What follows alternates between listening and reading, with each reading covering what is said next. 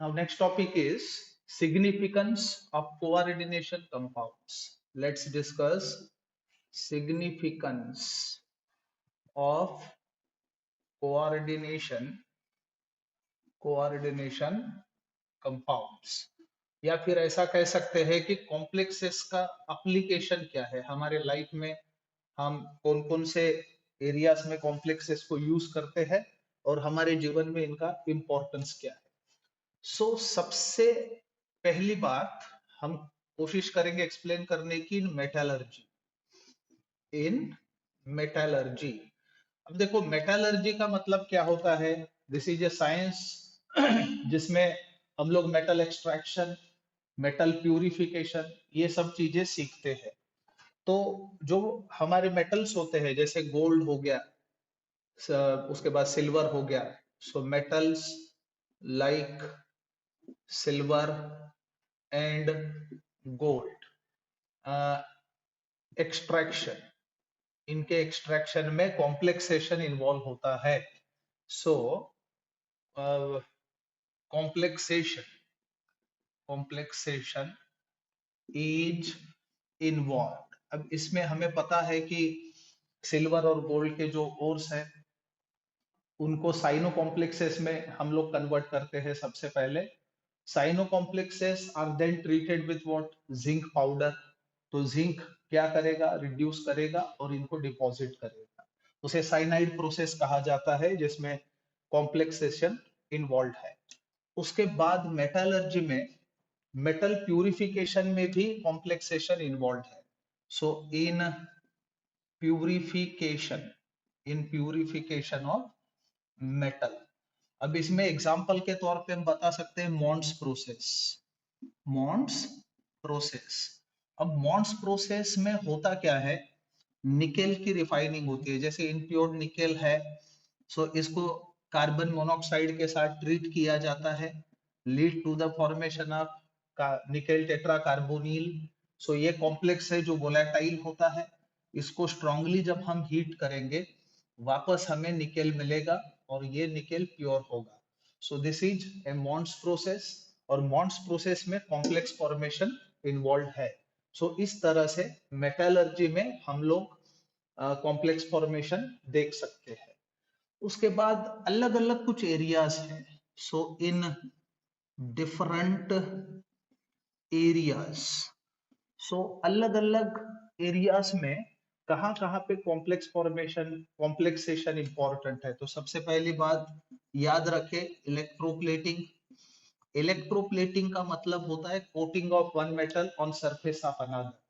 सो electroplating में भी कुछ मेटल्स के कॉम्प्लेक्स फॉर्मेशन इन्वॉल्व होता है। उसके बाद कैटालिसिस में भी कॉम्प्लेक्स फॉर्मेशन इन्वॉल्व होता है। उसके बाद एंटीनॉक एजेंट हम देखते हैं टेट्राइथिलीन। TEL इज एंटीनॉक, एंटीनॉक एजेंट, जो कॉम्प्लेक्सेशन के तहत हम लोग देख सकते हैं उसको। उसके बाद फोटोग्राफी में भी कॉम्प्लेक्स फॉर्मेशन इन्वॉल्व है। In photography, these are the different areas, अलग अलग एरियाज जहां पे complex formation plays vital role. अब अगला हमारा कार्यक्रम है जहां पे हम कॉम्प्लेक्सेस के सिग्निफिकेंस को डिस्कस कर सकते हैं, वो है in biological system. In biological system, अब देखो बायोलॉजी में हम लोगों को पता है हीमोग्लोबिन सबसे इंपॉर्टेंट चीज। हीमोग्लोबिन जो है ये ब्लड में होता है प्रोटीन जिसमें आयरन प्रेजेंट है। हीमोग्लोबिन का काम होता है ऑक्सीजन कैरी करना। Haemoglobin has greater affinity for oxygen, so it form complex with oxygen called oxy haemoglobin, which in turn वो अलग अलग वेरियस बॉडी पार्ट्स को सप्लाई किया जाता है, तो जो कोऑर्डिनेशन कॉम्प्लेक्स होगा। दूसरी बात हम बता सकते हैं chlorophyll. Chlorophyll pigments green plants में होते हैं। क्लोरोफिल में क्या होता है, magnesium metal that is Mg2 plus is incorporation with what, pyrrole rings. So जिसके वजह से फोटोसिंथेसिस जो है ग्रीन प्लांट्स के द्वारा किया जाता है। सो ये दो काफी इंपॉर्टेंट और मेजर चीजें हम बता सकते हैं बायोलॉजिकल सिस्टम में, जो कॉम्प्लेक्स के फॉर्म में प्रेजेंट होता है। इसके बाद next one, in medicinal chemistry. In medicinal chemistry, अब देखो एज ए मेडिसिन हम बहुत सारे कॉम्प्लेक्सेस को यूज किया करते हैं, जिसमें सबसे पहला नाम आएगा सिस्प्लाटीन। सो सिस्प्लाटीन जो है वो कैंसर के अगेंस्ट में हम यूज करते हैं, जैसे कीमोथेरेपी हम लोग कराते हैं, तो कीमोथेरेपी में सिस्प्लाटीन जो प्लेटिनम का कॉम्प्लेक्स है, इसको हम एडमिनिस्टर करते हैं पेशेंट्स को। उसके बाद ईडीटीए जो लिगैंड होता है, हेक्साडेंटेट लिगैंड, वो नॉर्मली लीड पॉइजनिंग के अगेंस्ट, लीड पॉइजनिंग के अगेंस्ट में हम लोग इसको यूज किया करते हैं। उसके बाद कॉपर हो गया, आयरन हो गया। सो एक्सेस कॉपर एंड आयरन अगर बॉडी में है तो भी अच्छी बात नहीं है। उसको रिमूव करने के लिए, is removed from body, from body by using, by using. अब हम क्या करेंगे, लिगैंड्स को एडमिनिस्टर करेंगे, जैसे कि डी पेनिसिलअमीन, ये एक लिगैंड है।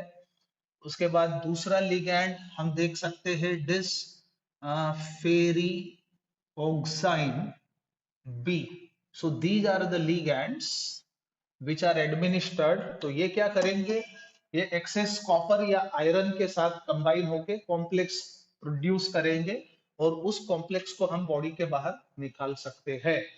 ऐसे में जो एक्सेसिव कॉपर या आयरन ह्यूमन बॉडी में अगर प्रेजेंट हो, तो that can be removed in this manner. उसके बाद एनालिटिकल केमिस्ट्री में भी काफी अहम रोल है। सो एनालिटिकल इन एनालिटिकल केमिस्ट्री, अब एनालिटिकल केमिस्ट्री में ऐसी बात है कि मान के चलो Cu2+ एस्टिमेशन, उसके बाद Na2+ estimation can be done. So Na2+ nickel ion के एस्टिमेशन के वक्त we do use DMG, dimethyl glyoxide, जो कॉम्प्लेक्स प्रोड्यूस करेगा निकेल के साथ, जिसे निकेल DMG कॉम्प्लेक्स कहा जाता है। तो निकेल DMG कॉम्प्लेक्स का प्रोडक्शन इस बात का संकेत होगा कि Na2+ मिक्सचर में प्रेजेंट है। So in this manner we can estimate the presence of nickel ion, and same happens with Cu2+ also. So इनके estimations हम आराम से देख सकते हैं। उसके बाद hardness of water, hardness of water can be estimated, can be estimated. अब याद रखें, वाटर को हार्ड वाटर हम कब कहेंगे, हार्डनेस किस वजह से है।